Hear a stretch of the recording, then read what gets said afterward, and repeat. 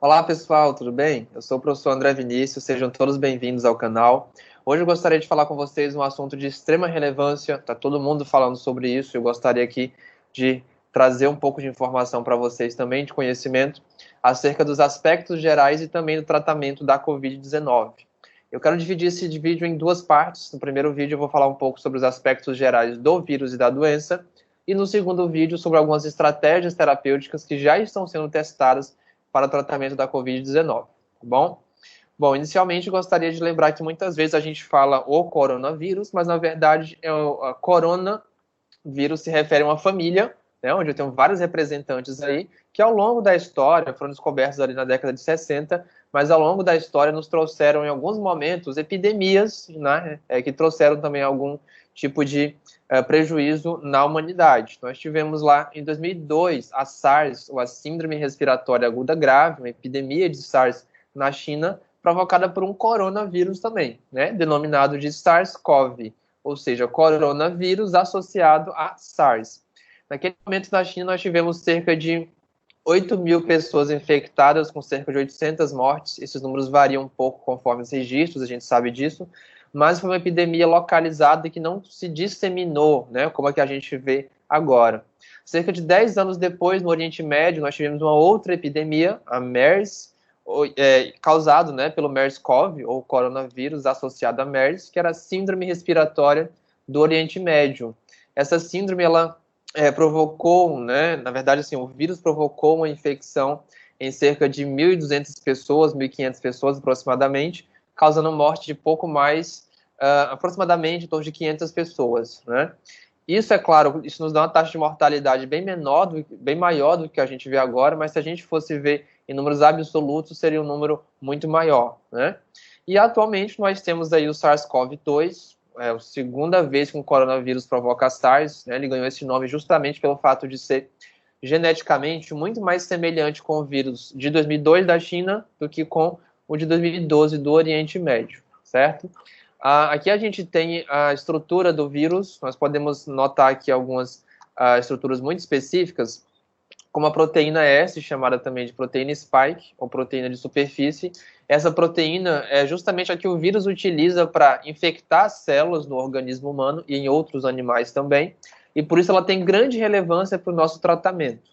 Além disso, eu tenho o envelope viral, um vírus envelopado, onde eu tenho imersas algumas proteínas de envelope, como a proteína E, externalizando o RNA viral, que é um RNA de fita positiva, certo? Associado à ribonucleoproteína, ou a proteína de núcleo capsídeo, ok? Como é que a gente pode diferenciar os sintomas da Covid-19? Né? Uma doença de caráter respiratório, assim como outras doenças também com sintomas semelhantes, ela é provocada por um vírus que infecta ali, células do sistema do trato respiratório. Então, nós podemos comparar aqui com os sintomas do resfriado, que geralmente é causado por rinovírus, né, e outras espécies virais também, além da gripe, provocada geralmente por influenza. Nós temos diferenças aqui. O resfriado ele causa principalmente sintomas ou manifestações no trato respiratório superior, certo? Então, nós vamos ter ali espirros, coriza, congestão nasal.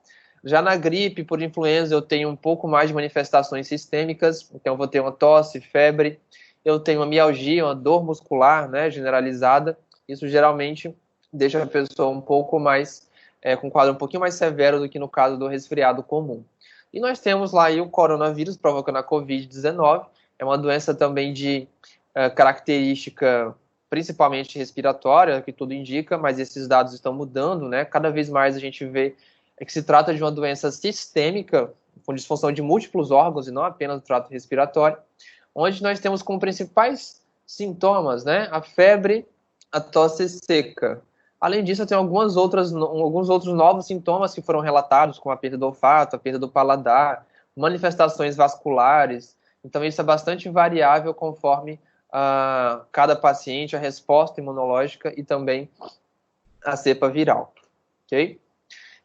Esse artigo aqui ele fala um pouco sobre a origem, né, a transmissão e os aspectos gerais do vírus. E algo muito interessante da gente citar aqui é que a origem, né, não foi determinada ainda. A gente não sabe de onde veio. É provável, né, que o vírus ele possa ter vindo de morcegos ou de outros animais. Acredita-se que haja um mamífero que seja um hospedeiro intermediário, possa ter feito a ponte entre morcegos e seres humanos, mas isso também não está muito claro, né? São alguns aspectos que a gente ainda tem que conhecer.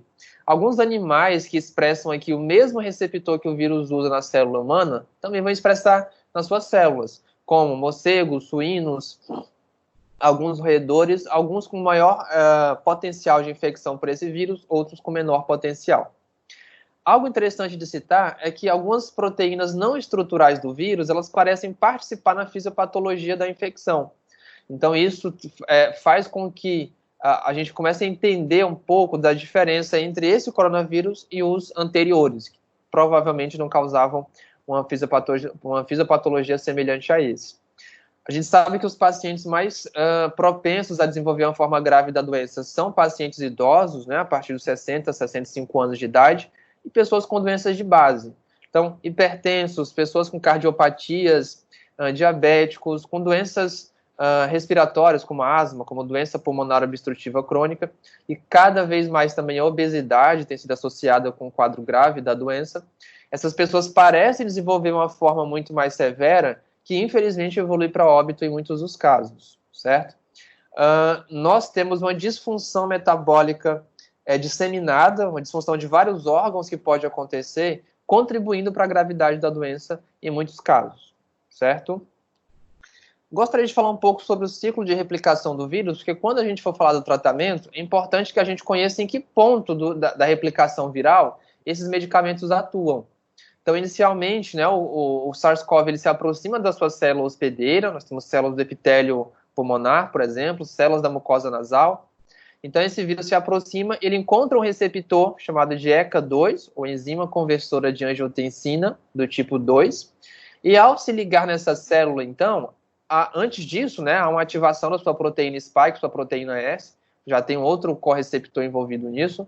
Então, esse vírus ele vai reconhecer essa célula de tropismo, a qual ele tem afinidade, e vai infectar essa célula. Ele entra geralmente em uma vesícula, né, endossômica, não está mostrando muito bem aqui, mas é uma vesícula endossômica, e aí, posteriormente, esse vírus ele vai ser liberado da vesícula endossômica, liberando aqui o seu RNA viral. Esse RNA viral, por ser de fita positiva, né, ele já funciona como RNA mensageiro, já começa, então, a produzir as suas proteínas virais. Nós temos aqui o chamado complexo de transcrição e replicação, complexo onde eu vou produzir vários RNAs ali, tanto RNA genômico, que é o próprio RNA, que é o material genético do vírus, quanto RNAs também que vão funcionar como pequenos RNAs mensageiros, para dar origem a algumas proteínas específicas. Esses RNAs, então, vão ser traduzidos em ribossomos lá no retículo endoplasmático rugoso e, posteriormente, passam por um complexo de Golgi, chamado de complexo intermediário, que parece se formar nesse momento, complexo intermediário de Golgi, onde há, então, a montagem do vírus, certo? E, então, o vírus ele é empacotado e sai por exocitose. É importante citar que a cada célula a gente tem cerca de 1.000 a 10.000 cópias virais saindo aí para infectar novas células através desse vírus, ok? Esse outro artigo publicado agora no final de abril, né, ele é muito interessante, que ele mostra justamente a interação, né, e a importância de se conhecer o aspecto imunológico, inflamatório e a possível intervenção acima disso na Covid-19, ok? Então, algo que parece acontecer, né, geralmente esse vírus ele vai infectar as células, como a gente está vendo aqui, as células do epitélio pulmonar. Ao infectar essas células, esse vírus, então, inicia sua cascata de replicação e leva à produção de algumas citocinas pró-inflamatórias. A replicação desse vírus, né, ele gera ali o que nós chamamos de dumps, são aqueles padrões moleculares associados, né, a perigos, geralmente a alguma disfunção orgânica.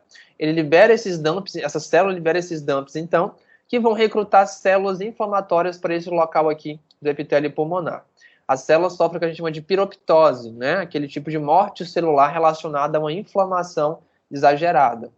Posteriormente, isso gera, então, esse recrutamento de mais células inflamatórias, gera um processo inflamatório muito mais severo, através de feedback positivo, vou migrando, vou recrutando mais células para esse local da infecção, E em alguns pacientes que desenvolvem uma forma grave da doença, né, olha só, a gente tem esse cenário possível. Acredita-se, né, que haja, então, o que nós chamamos de tempestade de citocinas. Essas células inflamatórias são superestimuladas, começam a liberar um monte de citocinas pró-inflamatórias, e essas citocinas, entre elas fator de necrose tumoral alfa, interferon, interleucina 6, que tem um papel muito importante aqui, essas interleucinas, então, elas são liberadas e, inclusive, caem na corrente sanguínea. Então, além de ter um dano no local pulmonar, ao se disseminar para outros órgãos, elas causam danos também em outros órgãos. Então, parece uma disfunção orgânica um pouco mais disseminada do que se imaginava antes. Além disso, esse dano excessivo gera a formação também de microtrombos, esses trombos, né? Por isso, talvez, a ideia de usar anticoagulantes aí no tratamento da COVID. Mas esses trombos, eles parecem piorar, né, a dispneia, piorar a oxigenação do sangue, impedindo, então, a chegada de oxigênio onde ele deveria, né, nas nossas hemácias, para transportar esse oxigênio. Essa pessoa, então, evolui com um quadro grave, então, infelizmente, da doença, e, em muitos casos, evolui para óbito, ok? Um outro cenário possível, além desse aqui, né, nós temos um outro cenário em que o sistema imunológico ele tem uma resposta um pouco mais adequada. Então, esse outro cenário que está aqui, olha, nesse caso, nós temos a ação de linfócitos T, que tem um papel aí, né, um pouco mais eficaz nesse caso. Nós vamos ter linfócitos T CD4, linfócitos T CD8, fazendo o seu papel de destruição da célula infectada, é o que o linfócito T CD8 faz, certo? Então, ele consegue destruir a célula infectada e também bloquear ali a infecção. Alguns outros anticorpos, né, produzidos por linfócitos também B, parecem ter um papel neutralizador muito importante e conseguem bloquear a infecção viral.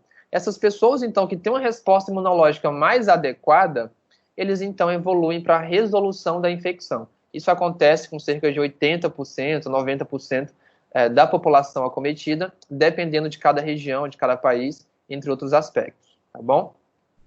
Esse mesmo artigo traz para a gente algumas estratégias interessantes, né, que a gente pode, inclusive, pensar como eu poderia, de alguma maneira, neutralizar ou tratar essa infecção. Então, uma estratégia seria, é claro, né, a produção de anticorpos neutralizantes que possam evitar o contato do vírus com o seu receptor para infectar a célula, ou de medicamentos também que possam bloquear esse receptor e impedir o efeito aqui, a entrada do vírus na célula, né? É claro que seria um pouco mais difícil quando a gente pensa que esse receptor tem um papel importante na nossa fisiologia. Então, seria algo um pouco mais complicado de se fazer, mas não impossível. Uma outra possibilidade, né, é o uso de inibidores de protease. Já tem alguns que a gente usa para HIV sendo testados também aqui para COVID-19, onde esses medicamentos poderiam inibir esse receptor aqui, olha, essa proteína, que é uma serinoprotease. Ela é fundamental para a ativação da proteína spike do vírus para que ele infecte a célula.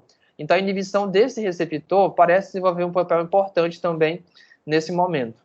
Além disso, outra estratégia interessante seria o uso, né, de linfócitos T CD8 ali específicos que possam destruir essas células infectadas através de vacinação ou outros tipos de condutas também, ou ainda a neutralização das citocinas que são produzidas durante aquela tempestade lá de citocinas, certo?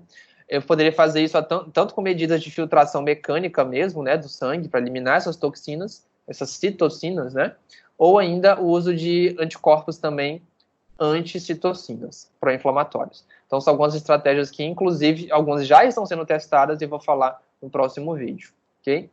Em relação ao diagnóstico, não vou me detalhar muito no diagnóstico, mas a gente tem um tempo específico aqui para cada tipo de teste que pode ser feito, né? Nós temos atualmente o teste molecular, RT-PCR, onde a gente faz uma amplificação do RNA viral, né, através da reação de PCR, a cadeia em polimerase. E aqui a gente consegue fazer isso para detectar a carga viral, ou seja, quando o vírus ainda está circulando lá no organismo. Geralmente é feita uma coleta, né, de nasofaringe, faça um swab, coleta de nasofaringe, e aí essa secreção ela é então utilizada para fazer a identificação, né, a detecção desse vírus, do RNA viral nessa amostra. Isso é utilizado, né, principalmente nos primeiros dias de sintomas. Então, é possível ali que, antes de começar os sintomas, ou até alguns dias, né, em torno de 5, 7 dias após o início dos sintomas, nós consigamos ainda detectar essa carga viral. Posteriormente, essa carga viral vai diminuir bastante, dependendo, é claro, da resposta imunológica de cada um. E aí eu vou ter a produção de anticorpo da classe IgM, que é aquele precoce. Tanto o anticorpo IgM, que vai ser o primeiro produzido, quanto o IgG, que vai ser produzido algum tempo depois, eles podem ser detectados através do chamado teste rápido, aquele teste imunocromatográfico que a gente faz e tem um resultado ali em 10, 15 minutos. Então, o teste rápido ele é utilizado para detecção de anticorpos e a PCR, né, ou teste molecular para detecção do RNA viral. E aí eu preciso verificar bem ali o tempo em que eu vou utilizar cada um desses testes para que eu não tenha, né, é claro, uma negativação inadequada, um período inadequado de estar fazendo esses testes. Então, o teste rápido eu faria, né, geralmente as recomendações é que eu faça entre o 7º e o 10º dia de sintoma, para que eu possa começar a detectar esses anticorpos ali circulantes, ok? Já a PCR, nos primeiros dias de sintoma, eu já consigo ter uma positividade, beleza?